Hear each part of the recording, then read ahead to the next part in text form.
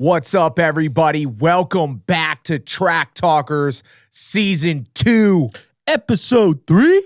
I love it. I can't wait to get into it. The first thing we're going to start with is Smack the Competition by Twisted Tea. But Uncle Ty, you know what's delicious at the PMG rig after you get the red plate? A nice ice cold twisted tea. Oh my God. I mean, what a good way to celebrate. Just at the rig, you know what I mean? With the boys, crack one open.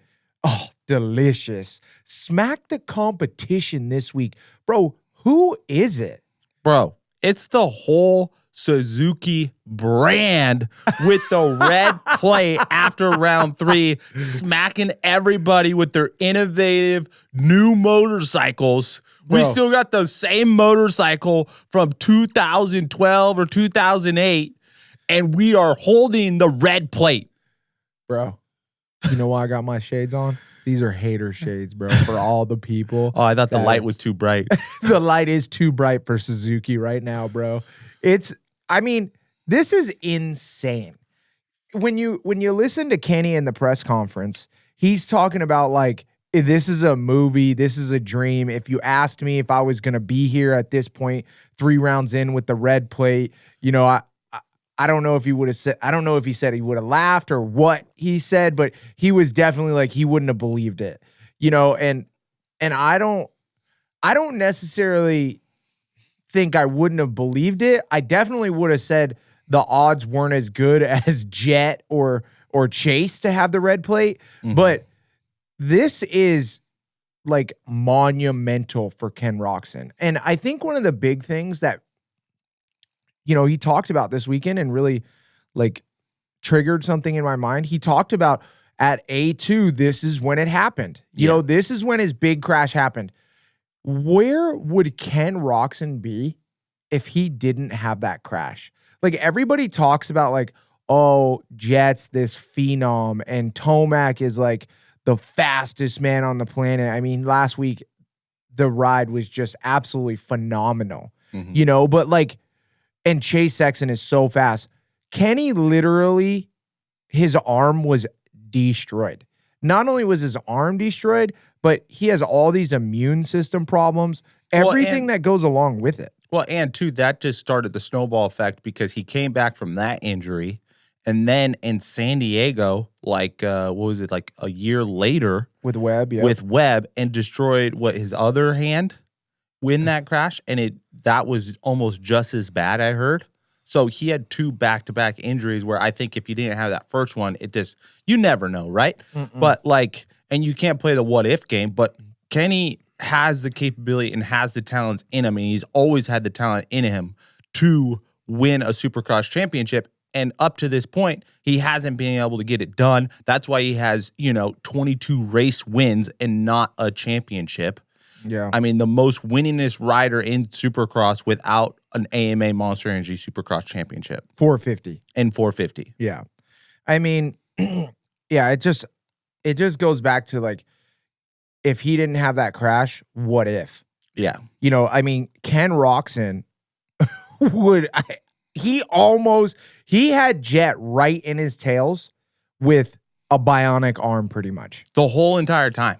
Yeah, like, and straight up beat Chase. Chase was flat this weekend.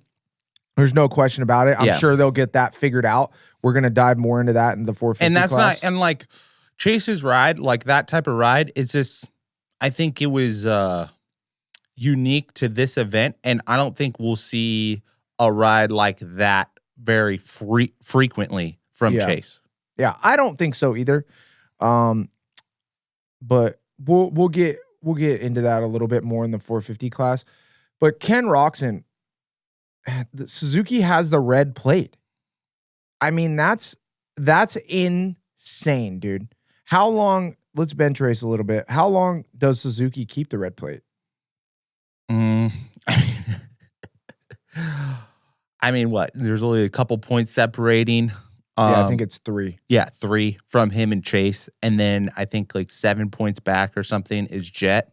Yeah. And Jet and Eli are like 1 point separation. So, I mean, it might not be very long, but what I was looking at is we're going into round 4 of the Supercross season at Glendale, and it's a Triple Crown race where Eli Tomac and Ken Roczen are notorious for being really good at Triple Crown races. So if there was a round that was teed up in Ken Roczen's favor to kind of extend the points lead and win the round that we needed to win, it would be this weekend. Oh, I mean, let's put it this, and this is what's so cool is like in this segment, it's smacked the competition. Who smoked them?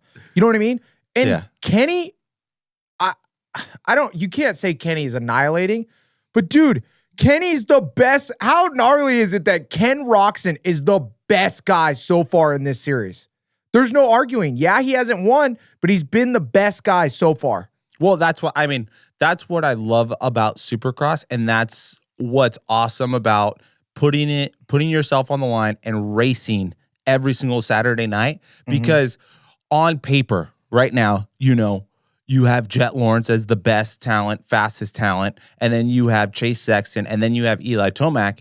And I guarantee you, a lot of people thought, you're like, oh, it's just going to be those three, swapping positions all throughout the season. Yeah. But you still have to race. There's, 21 other riders on the gate, and then you have weather conditions that came into a play this last weekend, and you gotta make sure you have a good start, and everybody is fast enough to hold up or to hold, or to get in your way and to race you throughout the whole entire 20 minutes of this main event. And shit's going to go sideways. Like, Jet crashes twice in the first round.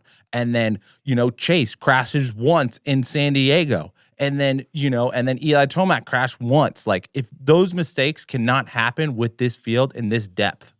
Yeah. We looked at what happened this weekend with Tomac, and Kenny has just gotten out to good starts each week. Mm-hmm. He's been solid, and he's been the least, obviously inconsistent. It's straight there. Yeah. Ken Roczen hasn't won, but he's been the most consistent. He's been there every week. And I think that's a testament to the work that the PMG team has put in and what the work that Ken Roczen's put in. He's getting the starts. He's not getting the starts, but he's getting a good enough start every single week, and he's making mature, good decisions to be where he's at consistently. Yeah, but that's also, I feel like those are Ken Roczen traits. Like, he could start, he can start 12th and get his way to 5th within the first lap. Like, that's a trait that Ken Roczen has, and he's been really good at throughout his career. Yeah, and now it seems like he has the longevity to do that sprint at the beginning, make those quick, sick freaking passes that he does, and then he can hold on. Yeah. And he's doing a really good job of that. I think he did a lot more than just hold on this weekend, because there was even a push to, pass Jason Anderson, and a push to kind of hold on to the back of Jet Lawrence right in the middle, where he kind of found some new lines, found a little second wind, if you will, and started clicking off some laps right in the middle, where we've seen him in the past where at that point, he kind of starts fading off. He's not clicking with the bike or clicking with the track, and kind of is like a tick off, in the later laps of that main event. Yeah. This segment just pretty much called like the Twisted Tea Glaze or what? We got to give props where credits, you got to give credit where credit's due this weekend. And that was Ken Roczen. And he's been doing it, and he's been quiet, and now red plate guy. Mm-hmm. All right. Well, let's move on, dude. Dirt Tricks 450 class. What a race. So let's kind of break down the whole night. Okay. So we implemented the new drum roller into the whoop section. We had one whoop section without normal prep, one whoop section with a drum roller. Mm-hmm. We have one of the most jumpy, busiest tracks that we've ever seen. Then we have a forecast of rain. And then right before the 450 main, it starts to rain down. And then 5 minutes into the 450 main, it stops raining. Yep. Really? So that's pretty much like the breakdown of the track. Now, you and I kind of both, just to start out the day, I looked at Jet and I was like, wow, Jet is going to be good tonight. The first time he hit the track. The bike setup looked way better. It looked like it had more traction in the rear. Right from the get-go, he just looked comfy and he looked spunky, you know? But I feel like, which was so weird to watch, you know, you watch Barsha and he's so spunky all the time and he's just doing all this flailing and it looks so sick. You know, it's like, how could that guy not be going fast? Yeah. And I was watching Jet and I was watching how fast he was going and he's like doing a little bit more body movement and these quick twitches and the whipping and everything looks so sick. And Jason Anderson beats him in the heat. And then Ken Roczen and Jason, you know, are toe in toe for the main event. Yes. It's amazing to see because like I think we're starting to see Jet's style a little bit more as far as like getting used to watching him and seeing where he can make up time and seeing what would be his little tendencies that he likes to do on the bike and his like extra movements. But I always go back to like, you have your basic technique and then everything else in between is your style. And going to Jason Anderson's style is like, he's very like slow and methodical and very flowy and he connects all of his movements into one. So it doesn't look like he's doing a lot. Yeah. But he connects everything together. So that's why he goes really quick. He's thinking ahead and he just flows with the track. And he definitely has the talent and the speed and the comfortability on hard packed tracks to get it done in that upper echelon of riders in the top 5. And we've been seeing that the last couple of weeks. You know, I don't want to look too far ahead, but my concern with Jason Anderson is like, he always kind of falls off on the softer tracks. If he can figure that out and maybe stiffen up his bike, he'll be doing good. But dude, he was putting one hell of a main event together with Justin Cooper getting out front of that main event and then tracking him down and figuring out where to pass him through the whoop sections. Yeah. Like Jason Anderson, I give it up to him huge because the mental stability like these top riders have where you literally can't let Jet Lawrence bother you when he's behind you and you just got to do what you got to do. And he did that for as long as he could and he almost pulled it off, but Jet was just stalking him the whole entire race. Yeah, and gosh, there's so much to break down with the whole Jet and Jason situation, but I just want to touch on the bike setup a little bit too. You know, Jason's bike looked the best out of anybody's in the whoops, period. Like it wasn't even a question. Like Jason's bike went perfectly straight. There was no sketchy moments that I saw all night. No. And that is due to having that softer setup. You know, if it has a little bit softer setup or a little bit more absorption, whatever way you want to call it, it's going to stay straight in the whoops. When you make your bike too stiff, you can push through the transitions better and you can take bigger hits and you can essentially go faster in more spots. But, you know, with Jason's setup, it was working through the whoops. And that really, really helped when you had to skip both sets of whoops. You know, we seen that you could not jump the whoops. You could jump the whoops, but it was significantly slower. Like it was at least a bike length and a half per section slower, where most of the time they can figure it out. But regardless, you know, back to Jason's bike is, yes, it looked good this weekend. Yes, he's been riding really well on these West Coast tracks, but Jason Anderson has to do something, and so does Kawasaki, when they go back east to get that bike to be stiffer, you know, to where it doesn't soak up that hard packed as much, to where he doesn't get that side to side. You know, it's really beneficial on the West Coast because he's going to hit those edges. It's going to soak up and stay straight. But dude, as soon as he goes East Coast, and we know Jason Anderson is always like the softer setup, more, you know, a more plush style setup. If you do that on the East Coast tracks, those ruts will rip you left and right all day. The stiffer the bike is, the more it's going to track straight and not grab the edges of everything and just freaking yank you when the dirt is tacky. You know, when it's hard packed, it helps you to go straight. But when the dirt's tacky and soft, dude, you're going left and right all over the place.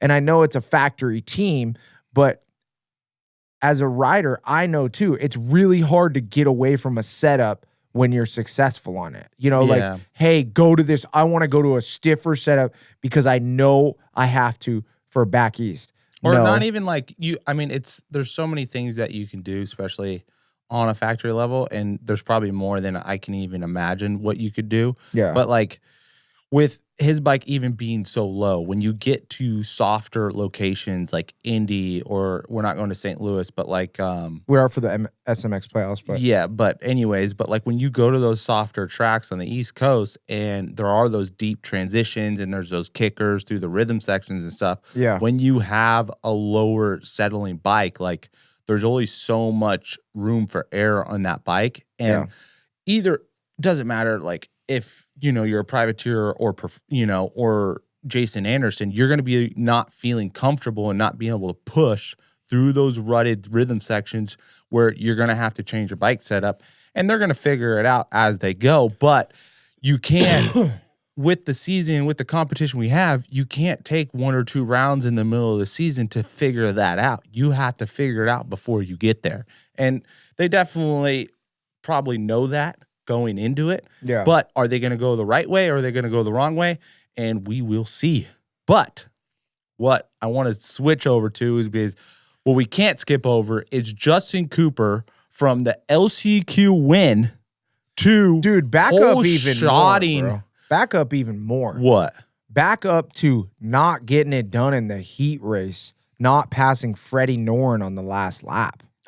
Oh yeah, I lost $20 because because I bet Adam that we were talking while the race was going on, and I bet Adam that he was going to get Freddie Noren on the last couple laps, and I thought he was going to be able to do it, and I don't know what happened or how uncomfortable Justin Cooper was going through the whoops, but goddamn, dude, he would not skip the whoops to save his freaking life through them. No. It was insane. So, I mean, I lost $20. He didn't make the main. He got 10th. He went to the LCQ, got the whole shot, rode his way, still never skip the whoops once, both sets, goes into the main event, whole shots from the outside, and is absolutely just ripping the whole entire track. And I knew that it seemed like he knew that he was losing a lot of time through the whoops, and he knew that. And then right after the whoops, you could just see him just crank the throttle and try to stretch it out. And he did a really good job for a long time. But as soon as Jason Anderson smelled a little blood in the water and those whoops, it was over, yeah. Jason figured out that he was Justin Cooper was losing a lot of time in the whoops, kept it close around the finish line, was right on his rear wheel, and then passed him. And then as soon as that happened, he started getting freight lined, you know. Freight trained, yeah, for sure. Freight trained through the whoop sections. And, you know, I think that's a really good building race for Justin Cooper, but goddamn, dude, he's got to figure it out on the whoops. He's way too good to be doing that and losing that much time in a whoop section. Yeah, or whoop sections. And I'm sorry, but, you know, I know he's short, and I know it makes it more difficult. Bro, it doesn't matter. You're professional. You got to be Your profession is racing Supercross, and you need to be a professional and know all the tricks of the trade. And right now, you don't have the trick of fucking skipping whoops right now. No, not at all. Not at all. He's not even close. I mean, dude, Freddie Noren straight up beat him because on the last lap, Justin Cooper was right on his ass. They went into the whoops. Freddie pulled out like 3-4 bike lengths, and he literally couldn't catch up. Yeah. It's just like, I mean, and then you go out in the main and lead the main. I mean, dude, if you're a lead the main event kind of guy, you need to be a jack of all trades. If the whoops are jumpers, you jump them. If the whoops are skippers, you skip them. Yeah. And you better skip them better than a top privateer too. Yeah. You know? Like, that's a period. Chase Sexton. He didn't he really didn't make any moves in the heat either. You know, he did yes and no. Like in the very beginning, he after the corner of the triple, he kind of cut down, and I can't remember who kind of fell into him, but he almost had another San Diego where he didn't wash the front end, but he got hit from the top people falling down. Mm-hmm. So that was a sketchy moment. But I thought he was going to turn it on, and I thought he was going to settle in with kind of Kenny because they weren't losing any time and they were catching him, and everybody was super tight. Yep. And I was like, all right, here we go. And then I don't know if he just pumped up, or he must have pumped up because I know he's not out of shape. And I know that he can push it faster than he was going because we've seen it. But he must have pumped up a little bit, and he knew that if he pushed it a little bit more, he would have went down. Yeah, I mean, I was watching. I mean, that's the only reason I can think of from just flattening out. Yeah, I watched Chase quite a bit in that main event, and I saw 3 or 4 times where his rear just danced out from him in the whoops. Mm-hmm. And I just think he was holding on for dear life in those whoops. And so he kind of had nothing left for the rest of the track. Yeah. You know, and when you do that, and you have 2 sets back to back like that, your arms are grenaded. Yeah. You know, and it's back to the same thing. It's like, it's the belief in your equipment. It's the belief in your bike. You know, because Chase's bike doesn't look terrible in the whoops. Mm-mm. Like, I know I've ripped on the KTM a lot. Yeah. A lot in the past. But the bike looks, I know it's part Chase too because of how good he is. Mm-hmm. But the bike still doesn't look terrible in the whoops. You know, it. But let's talk about that for a second, because there's a big difference between you kind of surviving through the whoops and then you railing the whoops. And let's just take it like, you know, I guess not too extremes, but let's just take Jason Anderson. Jason Anderson, I could tell his legs were locked in. He was tight in his lower body and his upper body was loose. And you could tell he was kind of breathing through those sections. And hold on. And then you go to the other side of the spectrum, just in 4th place, where Chase was doing it and he was making it through, but you could tell he was super tight and lower, but his core was super tight and he was squeezing the fuck out of those bars. And when you're doing that for 20 minutes repeatedly, plus riding a motorcycle and trying to race, that's going to wear on you. Doesn't matter how fit you are, but if you're holding your breath and you're tensing your forearms up, it doesn't matter how. It doesn't matter. Yeah. You're going to get pumped up. You're going to flatten out, and it's going to wear on you. Yeah.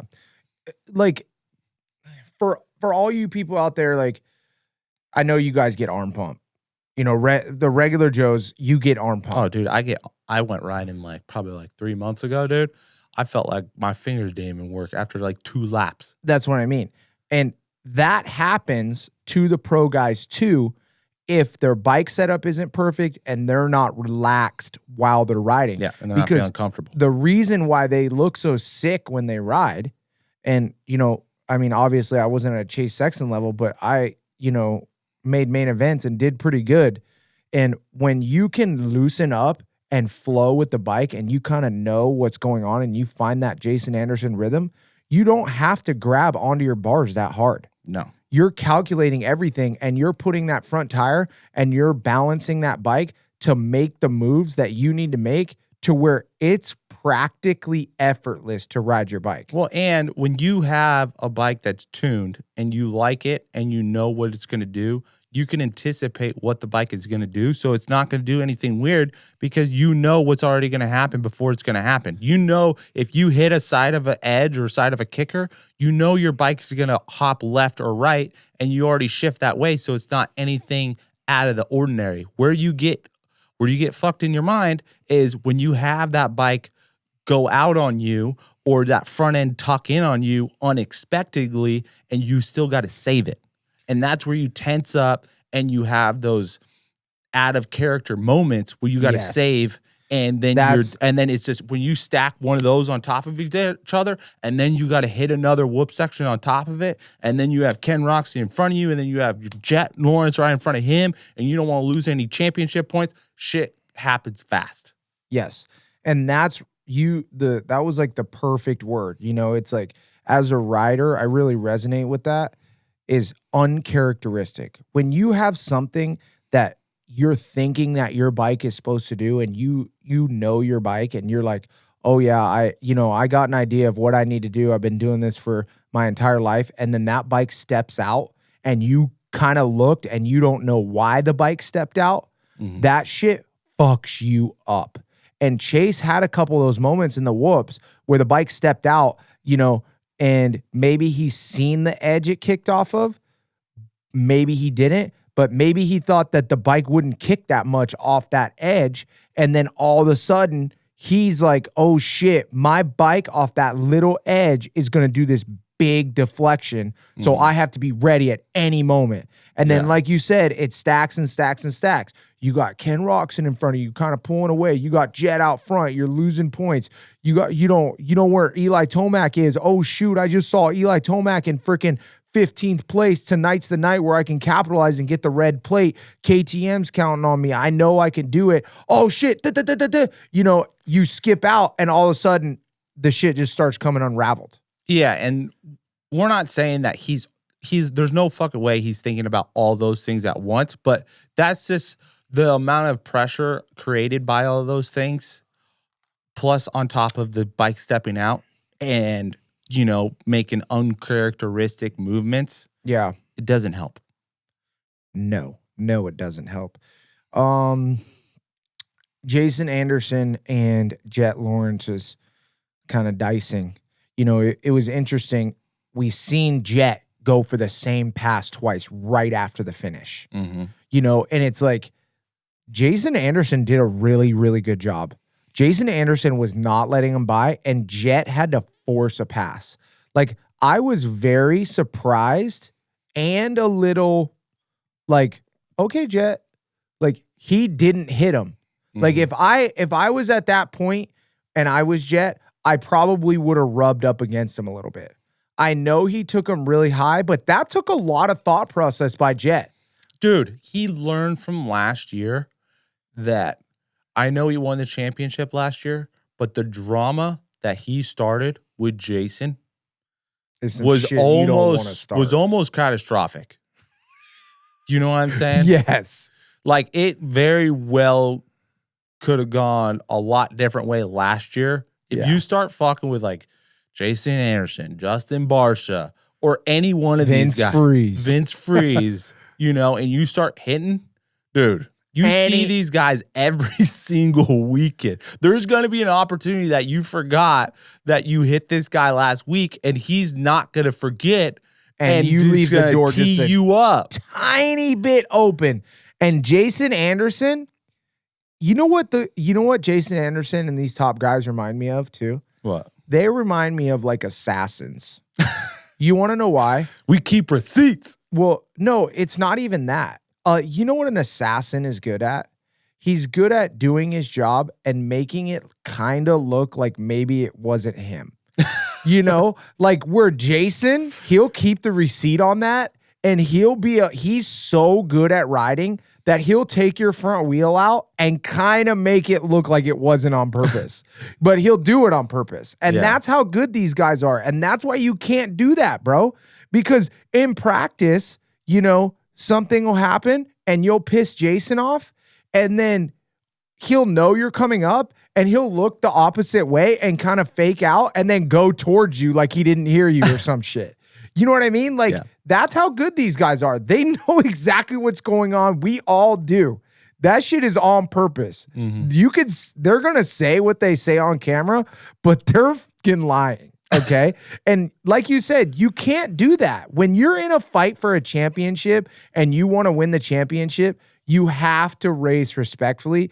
And Jason Anderson made it really, really hard, and Jet still made it happen respectfully. What Jet did to Jason, I guarantee you Jason doesn't care whatsoever. Mm-hmm. You know, he rode him all the way to the fucking top of the berm, but he gave him enough space, you know, right? Yeah. He gave him enough space. He didn't go down. He gave him just enough to where if he's not a squid, he can pull it off. Right? Yeah. Okay, let's talk about Tomac's start. Did you see the start line? Yes. Dude, I saw Jet and Chase Sexton spin off that gate all the way down the fucking straightaway. I mean, I don't know, bro. I mean, if Tomac wants to say that was it, then that was it. Fuck it. What do you mean by that? Like, it doesn't matter. Yeah. You know? I mean, I saw the line. Kiefer posted it. Yeah. It's like a spin all the way out. But like, you know. But also, Eli, with that note, I'm not trying to like stir any shit, but also Eli always says, you know, I use the clutch and I just hold it wide open and use my clutch for traction. So like, I don't know why he didn't use his clutch for traction there. Right? You know what I'm saying? Just pull that fucker halfway in. I mean, I know he hits threes with fucking the clutch like 3/4 of the way out and shit. What's gnarly? So fucking gnarly. He's like, that's why I get 3 in so easy, dude. That's why everybody's struggling. That's what he said? Yeah. He hits 3 ins with the clutch. Yeah, of the way out. Yeah, he said it on Gypsy's podcast where he's like, yeah, I use the clutch as a tool and like on my bull corners, I just burn that thing all the way out and then let it out right on the lip. I mean, you could hear it when you watch him on track side. It sounds different. It sounds different. Like he's wicked. He's wicked and then just goes and feeds it. Like it feeds it like okay, so imagine you just kind of hold your throttle like this, but instead of twisting your throttle to give it more gas, he just goes like yada da da da and then feeds the throttle like this. So instead, like this is his throttle feed right here, which is really smart because essentially you're keeping it at the perfect RPM. That's how you're supposed to use the clutch. Yes, not because a lot of kids will go like, I don't even know how to fucking do it. You go like, it goes.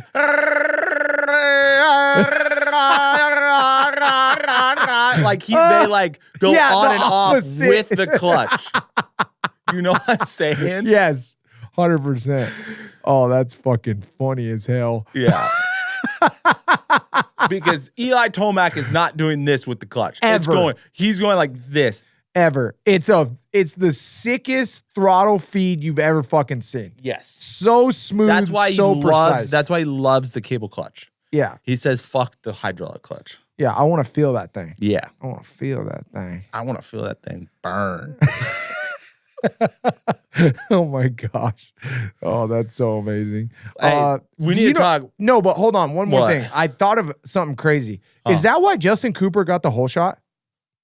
Oh, outside with that fresh dirt and thick dirt? Whereas, yeah, I think so. That's it. Literally. Yeah. I think that's it because all the dirt in the center was turned up, right?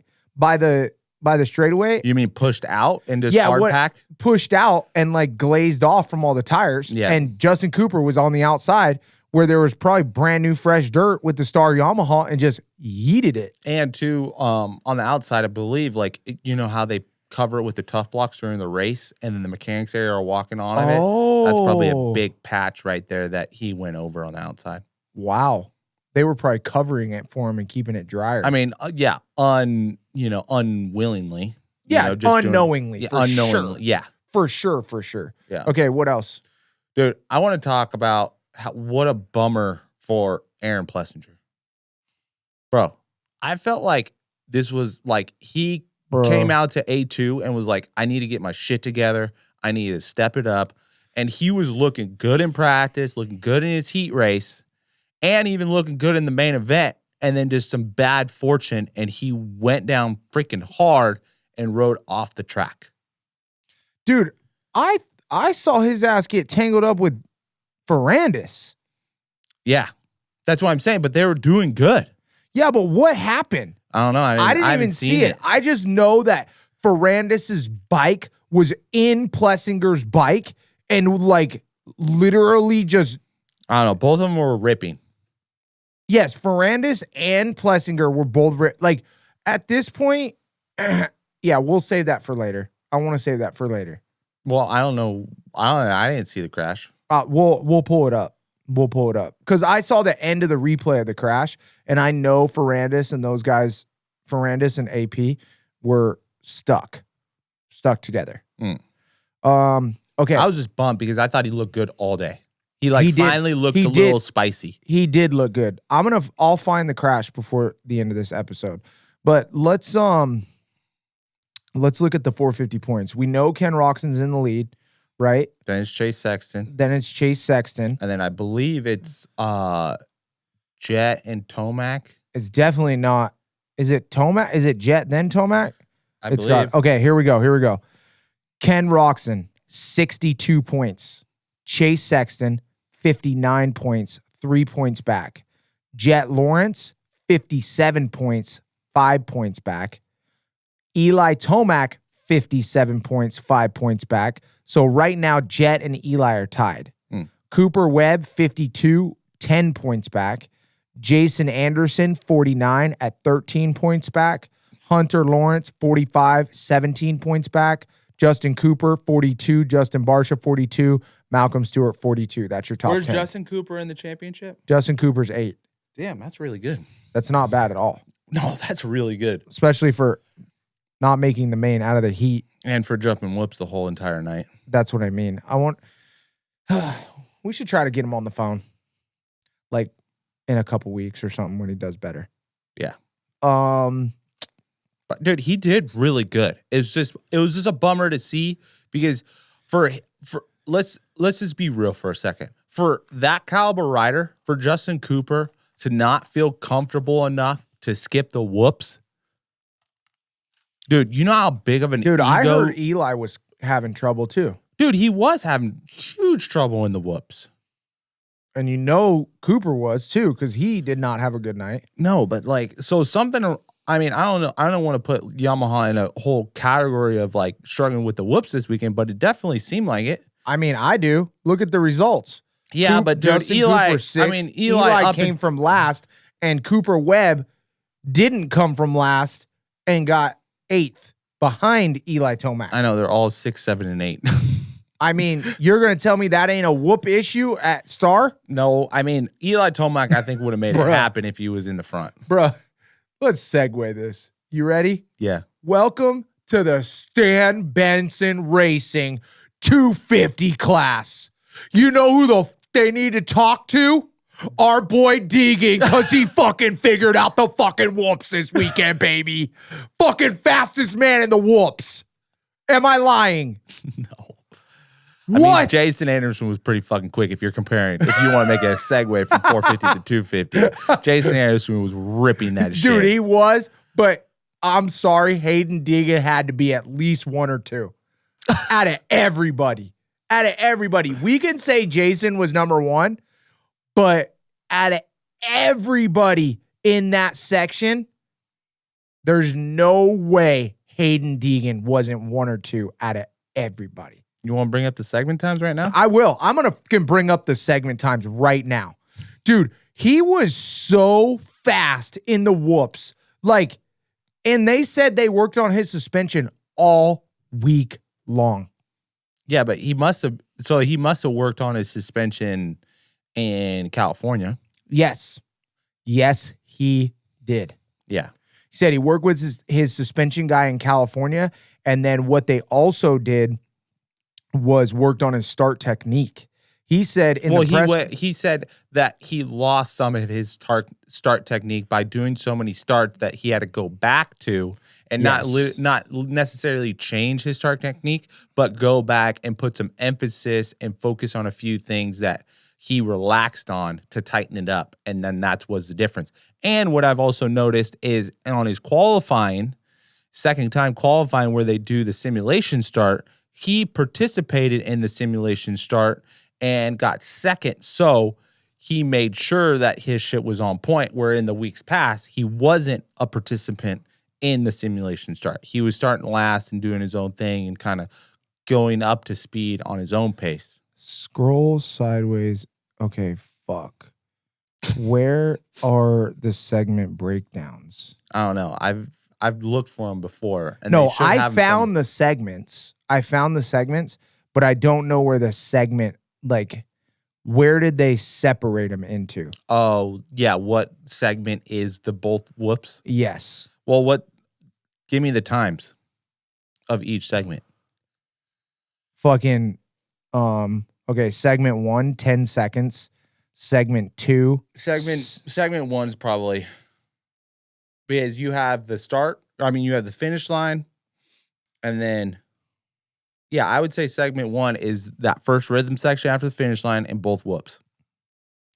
No, I don't think so. 10 seconds.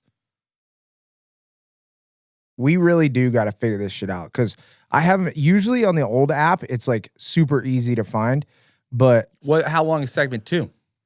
6 seconds. Oh God! And the next segment, section? the next segment's 2 seconds. What the fuck? Yeah. Who was breaking down the segments like that? Oh, I'm not sure. I thought the whole track usually is only broken down into like 4 or 5 segments. Okay. We're just gonna assume.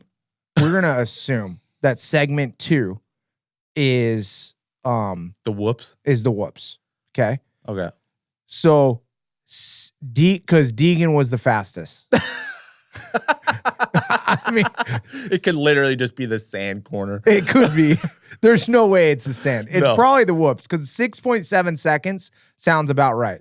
Okay. So 6.757 is what Deegan ran in segment 2. Okay. What was the 450s? Okay. We're about to find out right now. And then in the 450 main event, segment 2, fastest, 6.744 Jason Anderson.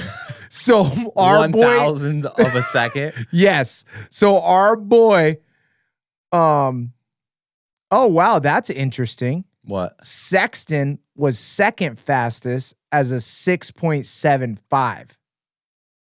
So Deegan and Sexton, and Plessinger was a 6.76, which he was the third fastest in that section. Lawrence was 6.8, Roczen 6.8. So, either way, no matter what way you want to chop it up, Deegan and Anderson, still the top 2 big dogs barking in the whoops. I mean, I didn't think that Sexton was that bad.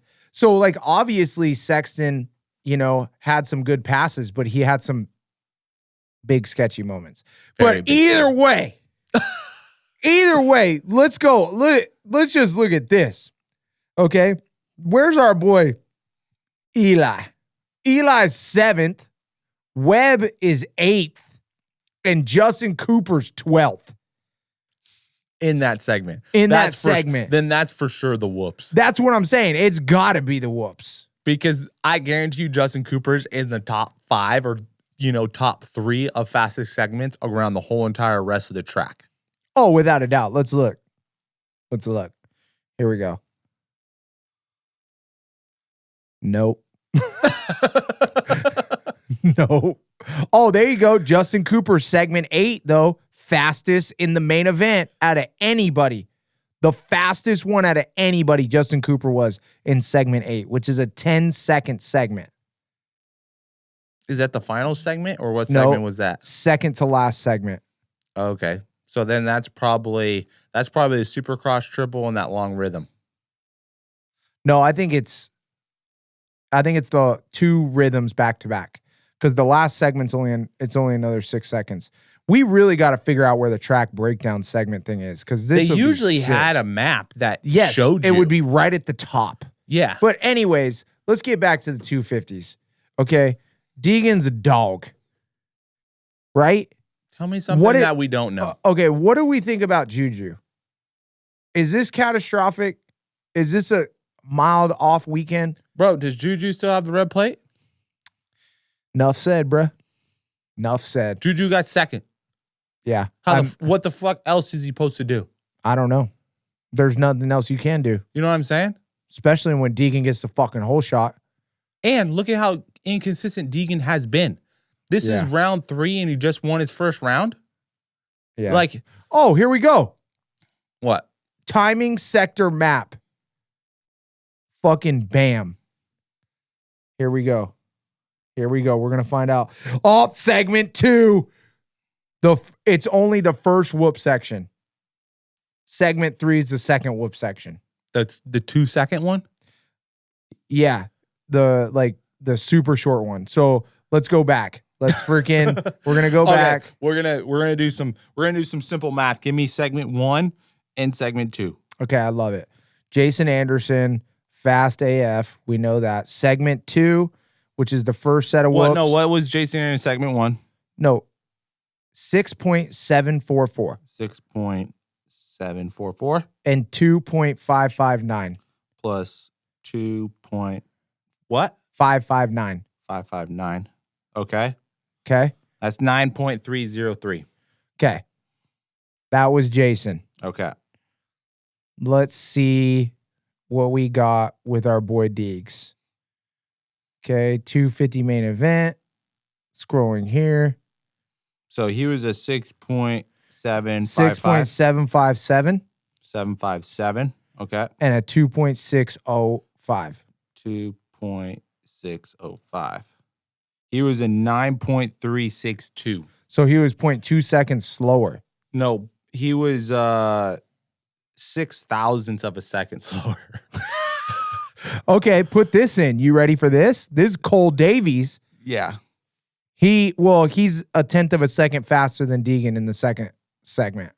So, okay, so 6.798. 6.798 plus 2.511.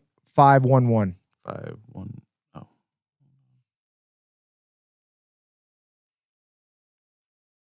Yeah, he's God fucking 3/1000ths off of, yeah, because he was a 9.301. Dang. Or 9.309. Sorry. Really? Yeah. So he was. So these guys are like bajilliseconds within each other. Yeah, but don't get me wrong. Like, we know. And you're talking about a rookie that fast. I know. I give it to Cole Davies, but they were also 15 laps ahead of Jason Anderson in the 450 class, and that's a difference. Yeah. It's a lot different going up and racing the main event after the 250s race without their a main doubt. event. But you got to give them a little bit of advantage. They're a lot younger. That is and less very skilled. That's very, very close. Okay. Damn near the same. Cole Davies is one of the coolest dudes I've ever heard talk in my life. New Zealander, dude. Pacific Islander. Bro, did you hear the press conference? Yes. How funny was it when he was talking? He was the most chill, laid back dude I think I've ever heard in my life. Like, he just did not care. Bro, the reputation of a hunter, dude, he's holding it down. Like, you know what he said? Some guy was like, what are you going to do to celebrate your win? He was talking about like these chocolate things they have in like New Zealand or Australia. And then he's like, yeah, I might think I'm going to deposit some money into my MX Bikes account. And buy some tracks. Like MX Bikes, bro. That's what my guy's worried about. Hey, what would be fucking be 17 again, dog? Like, that's all that matters, dude. MX Bikes and racing Supercross on the weekends. That's all you need to be worried about right now. Crikey, mate. I hope my mom and dad. He's not Australian, dog. Whatever. My mom and dad give me a couple $20 to get some new tracks on my MX Bikes account. You're an idiot. Dude, I am, but it was so freaking awesome. Like, I became an instant Cole Davies fan. I've never heard him talk in my life. And I was just like, this kid is sick, dude. Like, the whole 250 class is like just young bucks that are super cool and excited. With the exit of Garrett Marchbanks, Ryder D, Ty Masterpool, field's looking thin. Yeah, but that's typical. It's typical 250 class stuff. I know. It's typical Supercross stuff, but I'm just bummed to see it already at round 3. Yeah. Drew Adams.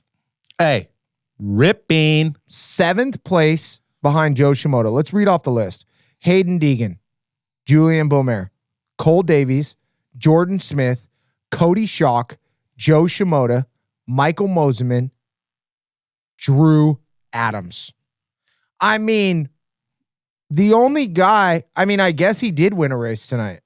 Cody Schock. Yeah. But he hasn't won a main event. But the only two guys that haven't won a main event in that lineup is Cole Davies and Cody Schock. And maybe Michael Moseman. No, I think Mosey's won a main event. Has he? Yeah, I think. Either way, he's for sure been on the podium. Absolutely. These are legit guys. And that's Drew Adams' first ever race in Supercross. He did race the All-Stars. But, dude, this kid's legit. Very legit. And he's 16 years old. That's what I'm saying. Dude, he was not supposed to be racing this season other than futures. Dude, and when I talked to him, he was like, "Oh yeah, I flew out on Thursday, rode the bike in the afternoon. Then they were like, yeah, maybe, yeah, not. Then all of a sudden he's in." I know he had an idea because he had to fly out to California and ride the bike. Mm-hmm. But what? I know. And to top it on, talk about I don't think it was rushed, but just the lack of preparation. He was still in the stock linkage and I would say conventional suspension on what he would race in futures, and not even the factory stuff yet. And that, he'll be testing all the factory stuff this week and be preparing for Glendale. But that's how last second it has been. Dude, for him to go through those whoops that good on his first go round. I know Mitch is good at setting his bike up for the whoops. Yeah. Those guys, dude, when you watch the Mitch Payton Pro Circuit guys at the tracks preseason, they just go through the whoops pinned and their bike does the work. Yes. But for a rookie to have the timing that he had and how gnarly those whoops were, that was incredible. I know. I hope he feels like that. I hope he does too. But when I talked to him, I did a little interview with him before the weekend, and he was really cool, calm, and collected. I guess my big question for you, when I did my first Supercross, the scariest thing for me was going against the guys that I've seen before. But I wasn't at your level when I first showed up. I wasn't near as fast. For you, I wouldn't say what you're scared of, but what's something that you're going to be, a little nervous about that you want to execute well? Not really. I don't have many nerves coming into this weekend. I feel like I just not nervous about it, but I need some good starts. That's for sure. Oh my gosh! Starts are everything in this sport now, and so we've been leaning towards that a lot on the bike, and they've been really good. So I would say not nervous at all, but just need a start. Yeah. Yep, absolutely. What's a strength that you're going to lean on coming into A2? I'd probably say my whoops. I would say. Absolutely. I've got a lot of power on the bike just because I'm a bigger kid and whatnot. And, I feel really strong in the whoops. But, that's awesome. I want my strength to be the start, hopefully. So. Yeah, that's what we're all hoping for. Yeah. Just do the best you can to execute. He said he wasn't really nervous. He's just more excited and kind of just wants to get in there and give it a go. And he wasn't really worried about anything. And that's what he said. And that's what it looked like. Yeah. There was no expectation. He's just like, I'm going to go out and do this and just see where I'm at. Yes. He's like, I want to do good, but I'm not really nervous. We've been practicing and I'm ready to go. I'm not, you know what I mean? Yeah. And too, it was a good situation. In a sense, it's kind of like Mitch Payton's last resort because they have to have X amount of riders under the tent. They don't have to have X amount of riders, but they have to have a rider. Well, yeah, they have to have at least a rider, but it's a lot of the manufacturers require them to have 2 riders under the tent within 2 weekends. Yeah. You know what I mean? That's a thing. Mm-hmm. You know, that's why these riders, that's why they have certain or X amount of riders in their team. Yep. All the time. And that's why Mitch Payton has to fill a spot if his riders get hurt. But regardless, you know, what a cool situation for Drew to be able to also, you know, hopefully Ty Masterpool is not too hurt. Mm-hmm. I did see Ty Masterpool walking around in the pits last night. He did have kind of like a shiner on his eye. Yeah. But he was walking around, so I hope that's good news. Yeah, I mean, if he's walking around, he's got a shiner, that's great news. If he's not walking around, you don't see him. And there was no cast on his wrist or anything like that, you know? Yeah. So for him to be able to be healthy enough to show up at Anaheim 2 and be walking around there is good news. Fantastic news. But either way, my point is like Drew Adams is a fill-in to be able to come in for a couple races, and then maybe after the break, after like 2 more, or is it 1 more? It's Glendale, then Tampa, right? Yeah. So after 1 more, he gets to then possibly kind of hang up the boots and relax for a little bit again. Who? Drew Adams. Well, I mean, yeah, not hang up the boots, but like, I get what you're saying. Just relax and kind of reset. And reset and not like, dude, okay, now you're in the championship. You got to do it this weekend. You got to do it next weekend. And then also that will also hopefully give him time to get ready for outdoors where he's kind of should do better anyways. Well, and just, I think it's huge in the part of like being on the track with your competitors in a sense of like, you're not competing for a championship. So go out and check it out and just get familiar with everybody riding around you. Yes. And that's exactly the point that I'm trying to make is like, he has no pressure to have any kind of championship result. If he eats shit and does terrible one weekend and does great the next weekend, nobody cares. Yeah. It's, oh, sweet. We did good. That's work in progress. It's not like Jet and Kenny and Eli where it's like, oh, fuck, dude. Tomac did not do good. He just lost the red plate. Those are valuable points that you can't be losing. No, doesn't even care. Yeah. Cody Schock. Heat race winner, bro. This kid is impressive. He's getting good, or he's getting better year after year after year. Like, and too, he's just solid, you know? And he's getting good starts all the time like he's supposed to. And he's solid. Who was behind him in that heat race? It was Cole Davies. Cole Davies. It was all Cole Davies. over him. All over him at the end, but not at the beginning. No. Dude, Cody Schock pulled out at the beginning. Yeah. And then he couldn't keep it together in the whoops, and Cole Davies and Deegan's bikes looks insane in the whoops. I mean, those two were just, the first set, there was no care in the world. No. I mean, there was no care in the world by Jordan Smith too, but Jordan Smith didn't look like he was hitting the whoops exactly perfect. But Jordan Smith, he's like, dude, he was making it work. He's not human when it comes to up until whoops. literally the last lap of the main event. He was making it work all freaking day.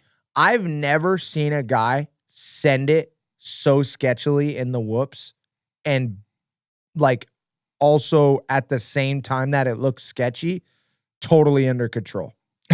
You know what I mean? Like there's no way anybody else can drop the front end, 5th gear tapped into the whoops like Jordan Smith and be able to pull it off. Yeah, when we saw him drop that wheel in practice or whatever, it was like nothing to him. No, he just kept it wicked and just kept it on top and he was fine. It's like, oh my God, kid. Dude. You're about to kill yourself. And that's like how he does it. Yes. That's his technique. That's his technique. Oh, I love it. Anybody else we need to talk about? Oh, Parker Ross. Oh. We gotta talk about Parker, right? Yes. He was. What a ride. Bro, he got a phenomenal start, was up front and just battling and did not give a fuck who was behind him or who was in front of him. Dude, talk about like the ultimate shred sesh for Parker Ross. He was hanging. Dude, he was hanging for a while. Hanging. Like this was not a Vince Freeze thing. No. Where like you get the whole shot and then, you know, you push and then you get freight trained. No, he was there and he belonged there. And he was battling and he was fighting toe to toe with those guys. Yes. Like he had the speed. Like the kid looked legit. Yeah, he had the speed. He needs to work on his fitness. Yep. You know, Well, maybe not in this next. You can't work on your fitness this next week, but after Glendale, he's gonna get more comfortable. Gonna get more, I don't know, familiar up front. Hopefully, he has a good Triple Crown. Yep. And he that can should make help some him this weekend. It should help him a lot because if he looks back at the film and he looks right around that 10-minute mark, he's gonna be like, "Damn, dude, if I could do that next week, I got a fucking top 5, dog." Top 3, maybe. I know that sounds crazy, but dude, he was like legit up there. I know. That's what gets me excited for these Triple Crowns. I know like sometimes they're stale, but sometimes they're really good with the shorter races and the 3 starts. Like you really don't know what's going to happen. Yeah. You have no idea. Like a guy like, especially in the 250 class where those guys are coming up and there's so many youngsters that have so much talent that can pull it off. Like, I could totally see Drew Adams pulling a win off. Yes. Or even like Cody Schock pulling a win off. Yes. Drew Adams, Cody Schock, Parker Ross. Where those guys, where Deegan and those guys just happen to get a bad start and then they get the perfect start and it all kind of unfolds. Yep. And they put like 2 or 3 freaking blistering laps together in the beginning and they just stretch out enough gap to finish it off to get to the checkered flag. Yep. Another guy that's been ripping is Hunter Yoder and Lux Turner. Both those boys. Yeah, Lux has been having it tough because I think he went down in the beginning and then fought his way back up. Yeah. But, I mean, Lux is fast. Dude, Lux had a phenomenal heat race. Yeah. Again. He just needs we talked to his trainer and he just needs a little bit more sense of belonging and realizing that he is one of the top 5 guys if he wants it. Dude, which is so wild because, like, when you're looking at it from third-person perspective compared to a rider, because as a rider, it is so hard. Bro, we talk about this all the time. Like, when I was racing Supercross, dude, I felt like a goddamn squid. I know. Because you look at the gap between you and Eli Tomac, and you're just like, what in the fuck am I, like, I need to do this quad. I need to fucking pin it around these bull corners. Like, how am I going to drop fucking 5 or 6 seconds or even, when on a good weekend, I'm dropping, freaking, if I was within 5 seconds, I was ripping. Yeah. How am I dropping 5 seconds on this Supercross track? Am I just supposed to duct tape my hand wide open on my throttle right now or what? Yeah, I mean, I will say this just to throw a flex out on all you mofos. I was only 3/4 of a second off of Tomac at Daytona. One time. I mean, it was like my best qualification ever. But, dude, Daytona's Is like... that when me and you had the exact same fucking time, dude? It was a year after. That was wild. Yeah, that's a story for the books. We came back to the truck the year before I did that with Tomac. Yeah. We came back to the truck and the AMA guys were like, dude, did you guys know you had the exact same time? We're like, what are you talking about? Down to the 1,000th or the 100,000th. Because there's the 100th, there's the 1,000th, and the 10,000th. Oh. We were down to the 10,000th same time. And somehow they gave you, fucker, the fucking spot ahead of me. And you know what's even crazier than that? Addy was in A practice and I was in B practice. Yeah, that's the other weird part. So that's even more impressive on my part because I had a way more fucked up track than him. Well, fuck you. Okay, but either way. You know that's true. The A guys fuck the track up. Hey, they do. But either way, my claim to fame, 3/4 of a second off. Okay? Yep.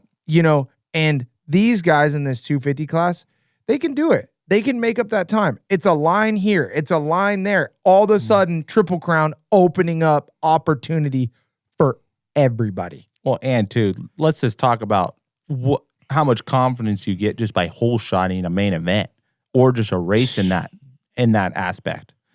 Hole shotting a race at any race, amateur, pro, Supercross. When you have that LCQ, clean track, doesn't matter. Yeah, when you have a clean track out in front of you, you can rip. Yep. All right, moving on. A Churbis. Big L, big dub. Get the best plastics in the game at Churbis. Hey, always fits so good. It really does. And they got the new gray. Have you seen the gray? Yes. It looks really good. I like it. But who's your big L, big dub this weekend? Big L goes to Aaron Plessinger because I think just This doesn't mean like Big L, like they're losers. This is just something like Big L is like, this is a bummer. Yes. You know? It's been a big bummer because I actually had high hopes for AP. Dude, we all did. And I want this motherfucker to win. Dude, we want to just like take AP and put him on like one of those like king carpet things and just carry him around. Like everybody in the stands wants to just lift him up as high as we can get him and just lift him up and hold him there. Yeah. You know? And it's hard because we obviously can cheer for him and we support AP. Everybody does. Everybody in the paddock, all the riders, all the fans. But at the end of the day, he still has to do it. Yep. And he hasn't had a good season. It's been rough. Dude. And I hope he's all right. And I don't know what's going on. I don't know if it's just because Jane Dungy's not his mechanic this year or what's going on. But he's been having a rough season, and I hope he can turn it around because he's got a lot more races to go. Yeah, he does. Big dub. Big dub? Yep. Hayden Deegan, dude. Let's go! He absolutely needed a win this weekend, and he got it, and he made it happen. Yeah. I mean, he's not on track. I mean, he's kind of back on track for being able to fight for this championship, but he did exactly what he needed to do. Yep. Absolutely. What about you? What's your big dubs and big L's? My big L is going to Jordan Smith. Ooh, last lap crash in the main event. Yeah. He literally went from possibly, almost having the red plate to now he's back out of it. Mm-hmm. Like that was that moment. Yeah. And like I know you have to go for it. And we talked about that on the review pod we did at the stadium when we're all hyped up. But you have to go for those passes, but you also can't crash doing it. Mm-hmm. And it's such a hard thing to do because it's such a fine line. It is. It's a fine line because it was on the last lap and he was in striking distance. There's no doubt about that. And we seen Juju wavering. He was wavering in the whoops, and that was a strong suit for Jordan Smith. No question, Jordan Smith. Yeah, he was sketchy, but he was going fast through there. Yeah. And he was trying to extra poke it in, and he was just a little too tired, and he made a slight mistake that turned into a really big mistake. Yeah. And he ended up fourth, so it wasn't terrible, but he should have ended up second, and now he lost more points to Juju. And right now, I mean, technically he only lost 2 points. No, he didn't. He lost more than that because it's no, 3, he would have finished. He would have finished third. Yep. And he finished fourth. And all the way to the top 5, there's a 2-point separation from second to fifth. Like 2 points at a time. The first to second's a 3-point yeah. I'm pretty sure. Yep. So it is. It's 3 and then 2 and then another 2. And then I think it's 2 all the way until 5, I thought. So that means he lost 4 points. Either way, we'll check that out. 2 more points of what he would have lost. Either way, it is crucial for somebody to be capitalizing on as many points as you can get while Deegan's down. Yep. Because Deegan is back on track. And we knew it was going to happen eventually, but the problem is it happened probably faster than you thought or faster than you hoped for. Yes. Deegan is back. He found his starch. When you win your heat race and take out the guy with the red plate and you kind of do it on accident and not even do it on purpose, then you go out and whole shot the absolute shit out of the main event. Then on top of that, you're fast AF in the whoops. And in the press conference, you say my bike is literally perfect right now. Who said that? Hayden. He's like, dude, my bike's perfect right now. I mean, that's dangerous, right? So, and then you're giving up points on Juju, and then you're giving up even more points on Hayden. If you're Jordan Smith, you had to capitalize. You don't have a chance with the guys that he's around to have mulligans. So right now, the 250 points go like this. Juju Belmare is 69, Hayden Deegan 62, Jordan Smith 60, Joe Shimoda 56, So Cole what's the Davies points gap from 52. first? What's the points gap from first to third? 9. Which it could have been what? So Jordan Smith got 18 points this weekend, and he could have got 20. And how much? So he got 22. So he did lose 4 more points. No, Cole Davies got 20. Yeah, he could have got, if he would have got Juju Belmare, he would have got 22. That's what I'm saying. So he lost another 4 points. So instead of being 9 points down, he would have been 5 points down. If he would have got the pass. But if he didn't get the pass, then he would have only been 6 points true. down. No, that's not true, because then Juju would have went back to 20. So Juju would have even lost 2 more points, and he would have gained 4. So that means instead of being that would 5 be a points, 6-point swing. It would have been, he would have been down 3 points. 3 or 4 points. 3 points. That is how big that moment was. That one little moment. And that's why, that unfortunately that was a loss for him. I mean, time will tell if that pass was important or not. Yes. Okay, well, that's my big loss for the week. But we also, what I do forget time and time again is that we have 2 shootouts. 3 shootouts. 3 shootouts. Oh, God. I got informed by Max that we were wrong. It's 3. Max Ansey? Yes. We got 3 shootouts. And trust me, Max knows. If you want technical aspects, Max Ansey, my guy, has got them on lock. Yes. So, okay. I mean, those are possibly huge point swings rounds for the 250 class. Yeah, but dude, it is. But every point you can get on Juju and Deegan right now, you need to make it happen. And imagine how big it would have been for Triumph to have the red plate at some point. Even if they didn't win the championship, Triumph holding the red plate. I mean, look at how big of a deal it is for PMG and Suzuki to have the red plate right now. I know. It's huge. I mean, you got Supercross Live and Racer X talking about how it's been 10 years since Suzuki's had the red plate. I mean, Suzuki has the red plate, and now it has everybody thinking like, dude, that bike is actually, it can't be that bad. It's definitely not that bad. That's what I mean. Now, especially for the price of it. That's what I mean. So now all these people, that is what you can do for your brand by putting it up front. You put Jordan Smith up front with a red plate where after all the stuff he's been through, you're putting your brand in a significantly important place. Yeah. Right? Yep. For sure. Straight up. Straight up. Okay. Big dub. I'm going with Team HRC this weekend. Specifically Jet and Joe. For Joe to be able to come back after pulling off in the practice, like we showed, he didn't pull off super early. And I said that he only pulled off a little bit early, but for him to have his fingers like that and that must hurt so bad. He still ended up 6th. Yeah. And he's only,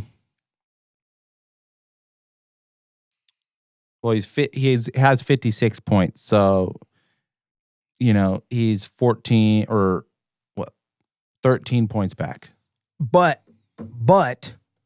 a healthy Joe, after you take 3 work weeks off, I think it is 3 work weeks, 2 weekends, 3 work weeks. Yep. Joe can win. Yeah. You know what I mean? Like Joe's not where Jordan Smith, I know he could win, but he needs a few things to happen. He has the speed if he gets out front and does it, but he needs a few things to happen to really pull off a win. Yeah, you can't have Hayden Deegan in 2nd and Jordan Smith win. I think if Jordan Smith gets a whole shot, dude, he's going to be gone. Yeah, but think about this. This is what I'm saying about you need some stuff to happen for Jordan Smith.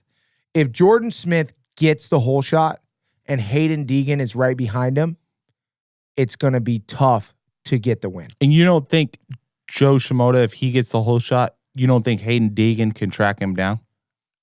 I think that Joe has a better shot of keeping it together if Joe gets the whole shot and Hayden Deegan is in second than if Jordan Smith's in first and Hayden Deegan's in second. What's your take? I don't, dude, if Hayden's in second, I don't care who you are. You're fucking going down. Dude, I agree in that sense, but I also agree that the odds are better for Joe to get a win if Hayden's in second than Jordan right now. I don't know. I think Jordan's been having has been having better nights on the Without race a nights. doubt. No doubt. I mean, granted, like, fucking Joe broke his fingers in the practice at the second round, but just seeing the consistency of how fast Jordan is week in, week out right now, 3 weeks in, he's looking pretty damn good. Dude, I'm not saying that Jordan's not looking good. This is the best Jordan's looked in a long time. Yeah. Right? But Yes. Jordan is known to hang it out too much. Hence, 'Cause he crashed on the last lap in the whoop sections. Boom. That's Jordan Smith. Jordan Smith will elevate to whatever level is needed, whether he crashes or not. Yes. Joe, not so much. Joe is not a guy known to keep hanging it out until to the point where he has to. Well, you just proved my point then. Jordan Smith, if he gets but a whole shot, Joe- he's going to elevate to himself to wherever he needs to win the main event. Yeah, but Joe has more speed that's containable than when his fingers are healed.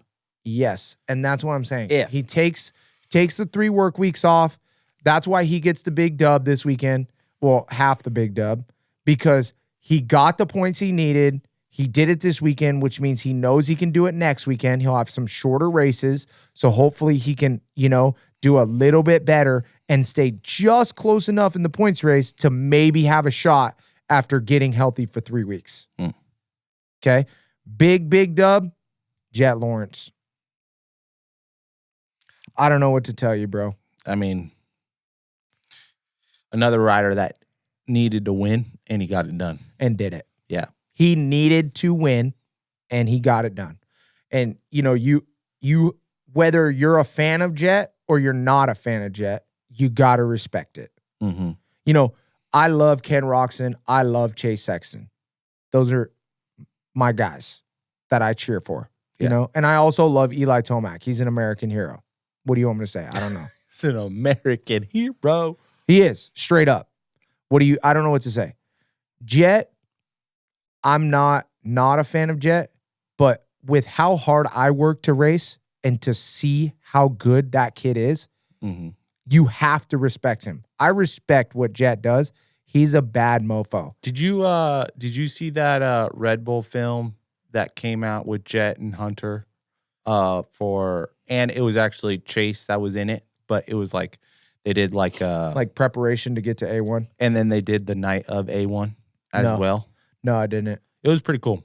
Was it? Yeah, they kind of told a little bit more of the backstory about like Hunter and Jet and how Hunter was kind of trying really hard coming over in the States, because remember how he was continuously getting hurt and hurt and hurt. Yeah. It was just like, Hunter just feeling the pressure of being able to perform when he got over here. Yeah. And then having the responsibility of making Jet better than him, because him and his dad were teaching Jet. And like, if Jet wasn't better than Hunter, then it was like a kind of sense of failure because we didn't teach everything, to Jet in the right way. And it was a good film. Like Verb West did really good job with Red Bull. And you should watch it. It will be good. I'm gonna check it out for sure. But yeah. Jet Lawrence, mad respect, bro. You looked freaking good this weekend from start of practice. And I knew as soon as I seen you in the first free practice, I was like, damn, Jet is jetting. Mm-hmm. And literally he went out and won. Yeah. And he was the guy this weekend. Like, it wasn't by much. No. He didn't have much. And it was close. It was super close. He was one mistake away from not winning that main event. Dude, and you know what's crazy? Is like if Jet starts like Tomac, he don't finish that much ahead. No. Because he ain't catching Chase in fourth. He might have got up to his brother. Bro, the days and times of people going through this Supercross main event pack, like everybody staying still, is not the case anymore. No, absolutely not. Like, we're seeing it. Like, bro, look at this. Look at this. Look at this. Hold on. Best laps of the main event. Okay. Mm-hmm. First, 1 minute .053. Second, 1 minute .057. Third, 1 minute .5. Fourth, 1 minute .1. Fifth, 1 minute .2. Sixth, 1 minute .4. Seventh, 1 minute .3. Eighth, 1 minute .5. Ninth, 1 minute .6. That means everybody to the top 9 was on the same second. As far as their best lap, like, how are you even supposed to make 5 seconds up in 20 minutes when everybody's within a half a second? You ain't. You ain't making it up. So that means if you don't get to start, you're chopped freaking liver, bro. Yep. 100%. There you go. All right. Well, Kyle Coast Plumbing, bro. If you need any plumbing down in Anaheim, hit him up. Who's in the trenches, Uncle Ty? I'm going to stick with fucking AP, dude. This motherfucker needs to get out of his trench because he's good. Dude. He's really good. And I don't know what's going on. I need to do some investigation and get a hold of him and get that cowboy energy back. I don't know if he needs to go ride a horse and spend some time on the ranch or what. Oh my gosh, bro. I think is that what he needs to do? I don't know. Like, bro, because he should be in the top 5, or around the top 5 every single main event. And he just hasn't been there. And I don't know. I know this is kind of fucked up, but he's kind of not even close. Like, he was close this weekend. He was practicing qualifying really well. He was up there, and then he was up there riding really good in the main event. And then he had that mishap with Dylan Ferrandis. And dude, his bike looked banged up. He looked banged up, and he just pulled off the track. I mean, Supercross is tough. Dude, it is so tough. I'm trying to find it, but I think the only way to find this crash is got to be on Peacock. Probably. It's got to be on Peacock. Man, yeah, but what it's about just you? Unfortunate. Who's in the trenches? Cal Coast Plumbing trenches. I mean, I can think of a few people. Well, just give me one. Team Pro Circuit. That's the first one that comes to mind. They're in the trench, dude. What kind of luck do you have to have as a team owner? Just be like, yeah, but okay, this is my thing. This is what I was thinking about. Mm-hmm. Like, is this, and like, I know Mitch has been, and I love Mitch. Yeah. Mitch is tight. Like, he's cool as fuck. Yes, he's really cool. Like, super cool guy. Mm-hmm. But dude, this shit is happening too much. And I know it ain't no Kawasaki. No. It ain't the bike. Mm-mm. I feel like, I know it's gnarly, but maybe it's the amount of pressure and the way that Mitch is kind of running the team. Like, dude, it's weird that Mitch only, he doesn't let you know what coast you're on until the Thursday before Anaheim, is what Drew Adams told me. He doesn't tell you. And stay ready, dog. Yeah, but stay ready. But that's something that it puts an immense amount of pressure where your riders are already pressured so much.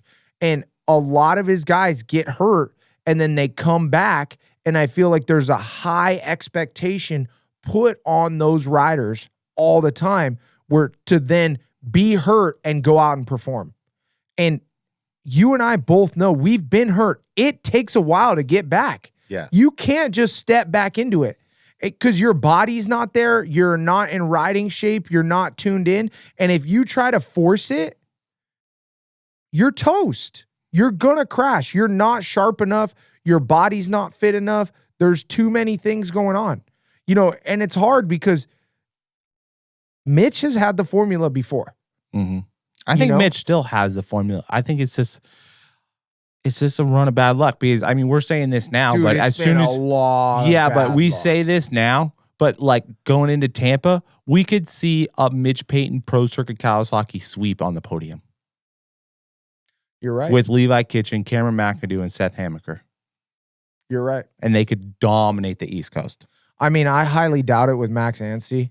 I mean, yes, Max is our boy, and I know he's going to be up there. Max is going to be cooking. Yes, and he's got to get off the gate.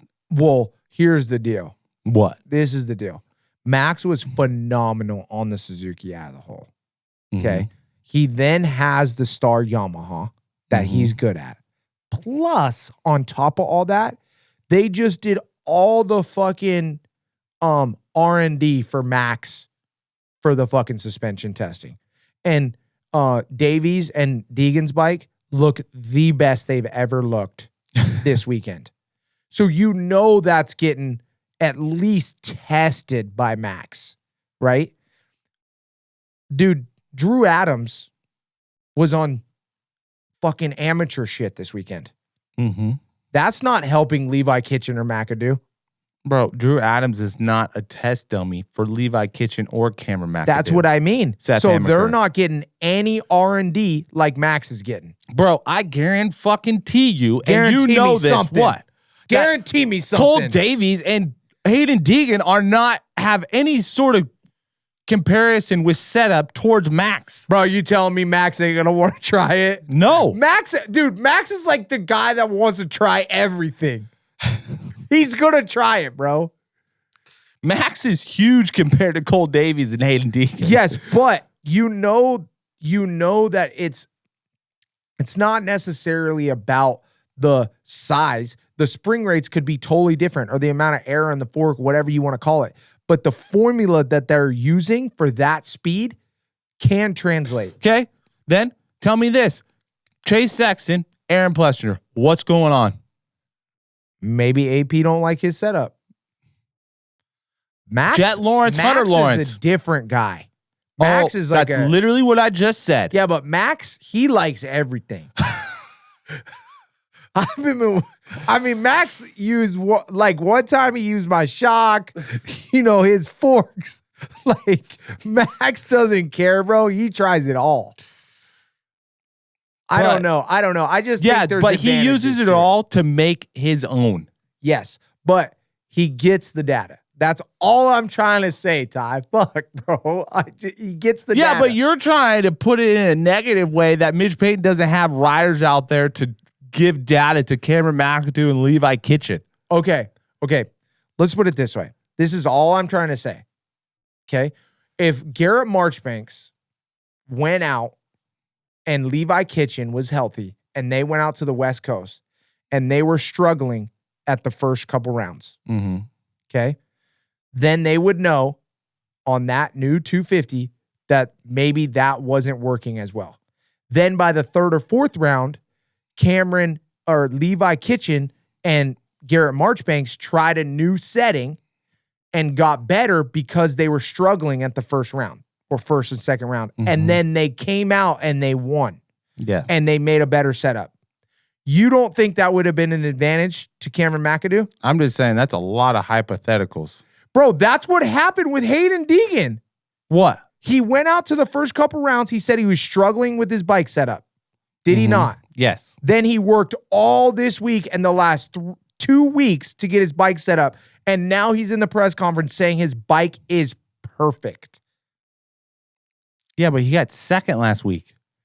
He said it wasn't right. I'm just saying, I get it, but ain't right in second is not too far off.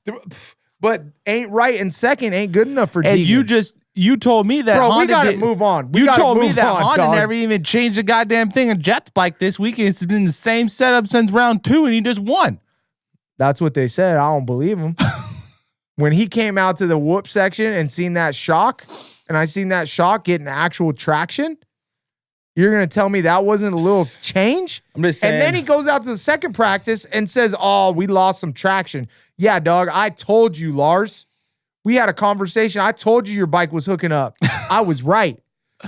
I'm just saying the moral of the story, bro, just fucking be ready. If you act like a winner and you want to win, you'll find a way. I mean, yeah, you'll find a way if you got a good bike. Ask Chase Sexton. He didn't win. Yeah, he probably didn't have the bet. I'll bet you if you had a backdoor conversation with him, he was maybe struggling in the whoops. He literally won A1 2 weeks ago on the exact same dirt and track. Whoops were tiny, bro. And they were totally different. Those whoops were hard-packed and edgy. Juju Boomer and Chase Sexton both having problems. You just showed me that his segment times was 1/10 of a second off. I didn't tell you the second segment where it was through this second set of whoops. Well, tell me. No, I'm not telling you. Yeah, because it's fucking close as fuck. It's not. And it doesn't even matter. Chase Sexton is good enough. This is going way too long. Yeah, to make it up. Yeah, but when you have a big mishap, what? Then you got to back it down. So at the beginning, he probably was pinning it, and then he had to back it down. Either way, we're moving on to the X brand. Does the zebra keep his stripes? Well, we know Adam 7 Deuce Deuce is keeping his fucking stripes. I'm talking mad shit. Bro, I don't know what to tell you. You're fucking ridiculous. Bro, if it makes dollars, it makes sense to me. That's how it goes. God. Okay, who's your pick for this weekend? Does the zebra keep his stripes? Hayden Deegan's finding his stripes again. Okay. I think that's a pretty obvious fucking answer though, right? Yes, it is. But he wasn't looking like the same Deegan we've seen in the past.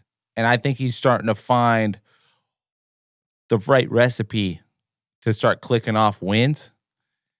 And I think he keeps on this track, he's gonna be showing those championship stripes in this next couple weeks, and it's gonna be a hard zebra to chase down.